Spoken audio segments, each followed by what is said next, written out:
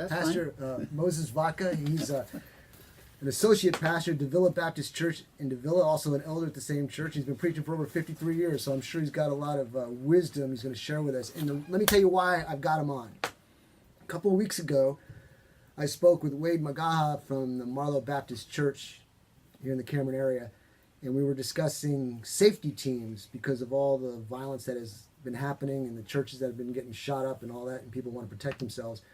But there's still some people who feel that guns shouldn't be in the church. And I've got Mr. Vaca here to help us understand how, and you correct me anytime I'm wrong, okay, how biblically it's okay to protect ourselves. Amen. Yes. And I was reading an article here about Lori Aladhaf.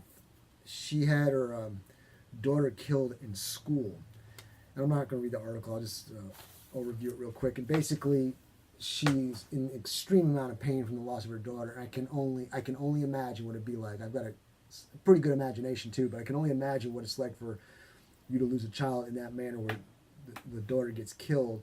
But this happened in a school, and the reason I'm bringing up the school compared to the church is this.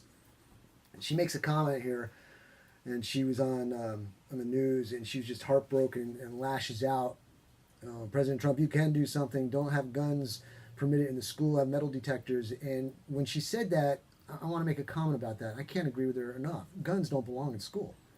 They belong to the people who can protect the students, but guns don't belong in school. So we need to do what we can do to keep it out of the school, because the school should be a learning place for children. It's children we're talking about here, okay? Children don't need this crap with guns. However, the people in charge need to do something to protect it. So we need to do whatever we can on the outside perimeter and on the inside. So the people, the teachers and all that, they should have the ability, the right, and any legal adult to be able to go in there with a weapon. But now, I said that just to say, here's the other side of the coin. Now we're going to church. People say, well, church shouldn't have guns either. Well, we're talking all about adults here. We're talking about a premise or a property that normally is open to anybody to come in. Anybody. There's no restrictions, pretty much. You don't know who's coming to the door. And because of the times we live in, we've got to step up our game a little bit here.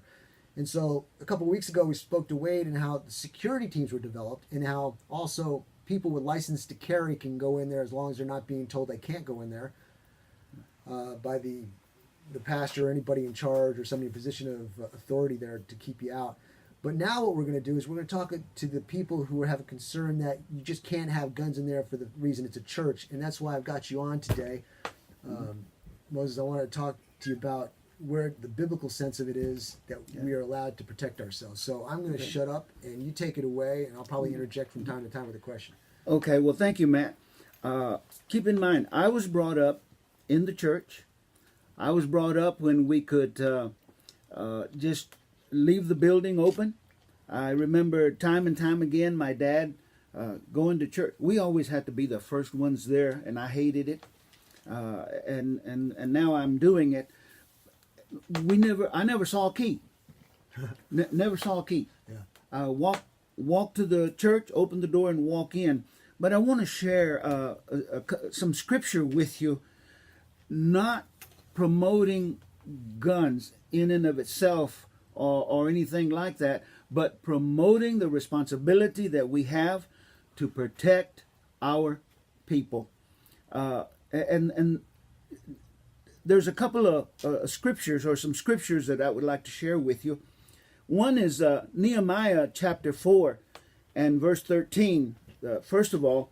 And it says, "So I placed armed guards from each family in the cleared spaces behind the wall." This is when Nehemiah is building the wall in Jerusalem. It had been destroyed, and they had been threatened, and they'd been told, basically, putting it in short, we're going to get you.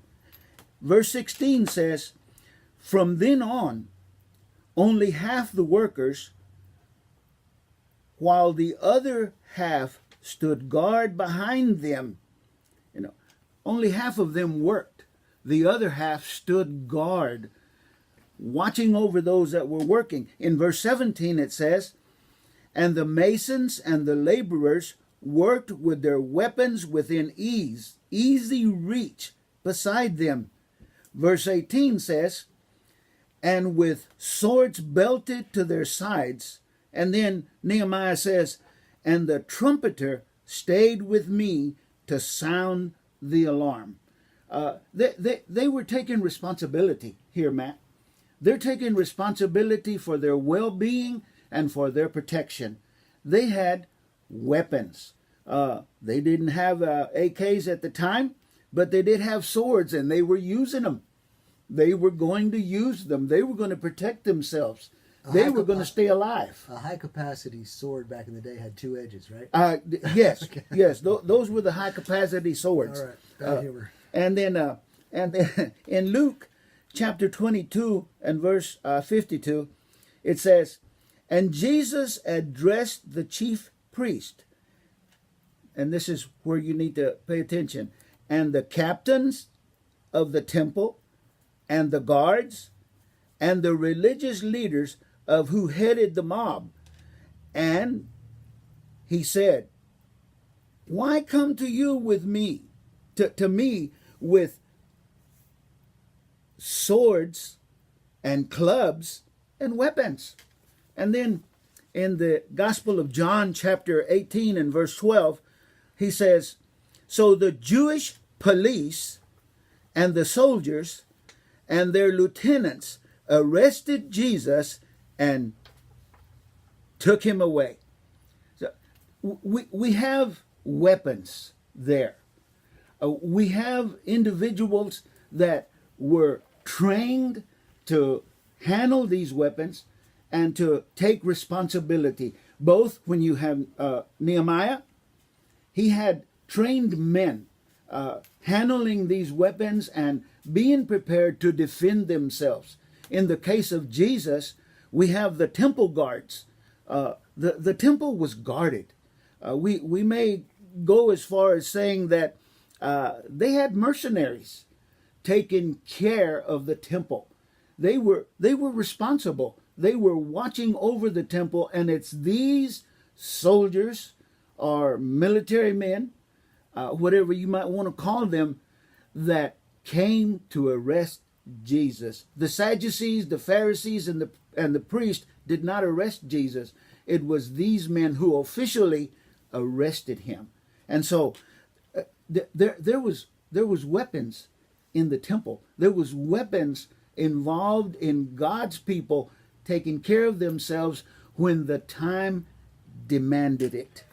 Let me ask a question. Okay. We got the two different sides here. We've got the side where the individual is carrying it, and then we got the side where the paid militia, like you're describing here, has it to take care of the temple. Yes. If we were to take that segment and push it over to the side for a second and just talk about the individual, could you relate the verses that you read to a current day event of a church with their people who are armed, and give a scenario? If you read through the verses of Nehemiah and then say, okay, you see what they just said there? That would be this in today's society.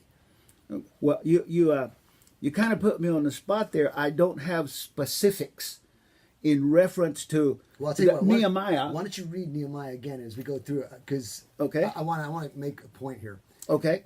I placed armed guards from each family in the cleared spaces behind the wall. That's verse 13. Verse 16 says, but from then on, only half the workers, while the other half stood guard behind them. 17 says, and the masons and the laborers worked with weapons within easy reach beside them. And then verse 18 says, or with swords belted to their sides. The trumpeter stayed with me to sound the alarm. Okay, so you've got the people who've got the weapons on them. Right. They're listening to the preacher. They're in the pews. And they've got the guy in the back with the security monitor checking things out. And he's going to sound an alarm, current day events.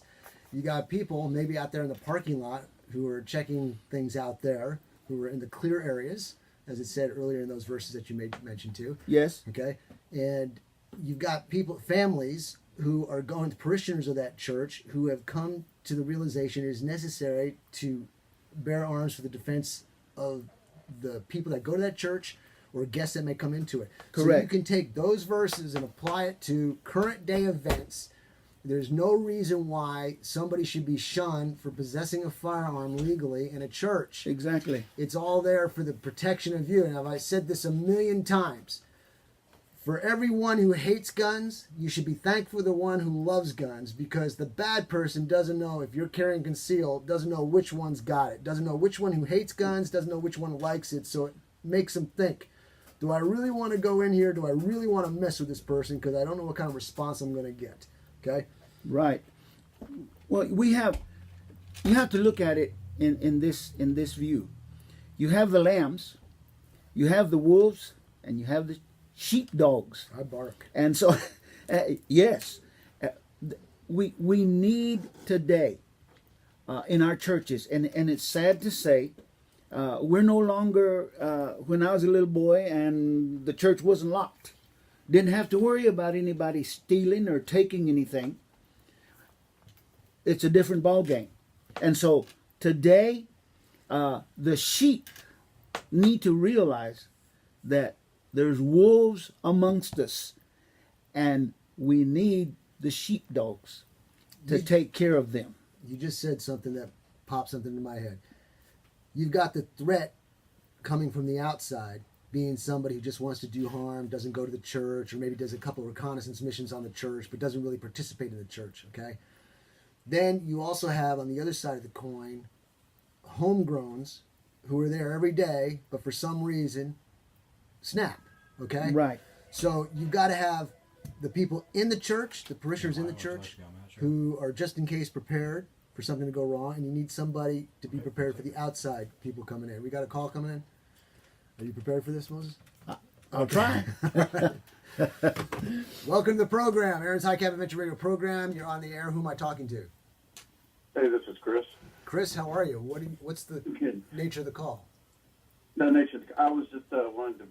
I know you were trying to make similarities, and I would say that one thing I would have drawn from some of the scripture was that Jesus didn't have so much a problem with the people having weapons in the church as much as he did that they were just rejecting them. And so, and then, as much as I can remember, I don't recall him ever preaching against protecting yourself or having weapons in the church. So I just wanted to make that small. Hey, Chris, let me make a comment. I think it was, and don't put me down on the dates here, but I think in '96 when the concealed carry law came out, from '96 to '98, I believe, in Penal Code 4603, it was not permissible for people to have firearms in churches, nursing homes, so on and so forth. And then in '98 or something like that, they changed it to 46035, where it was permissible to have it in the church as long as no sign was posted.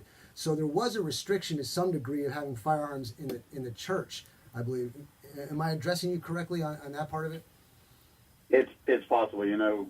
When as soon as they change the laws, we try to just try to keep up to date with what. Yeah, I know, it's difficult. So I don't. But what I was getting at was those earlier on they restricted people from allowing themselves to defend themselves, but Yeah. now they give them the right to do it. Correct. Yeah. In fact, I think the common sense is prevailing with some people that churches, schools, all these places are soft targets. People that somebody wants to make a name for themselves on killing as many people as they can.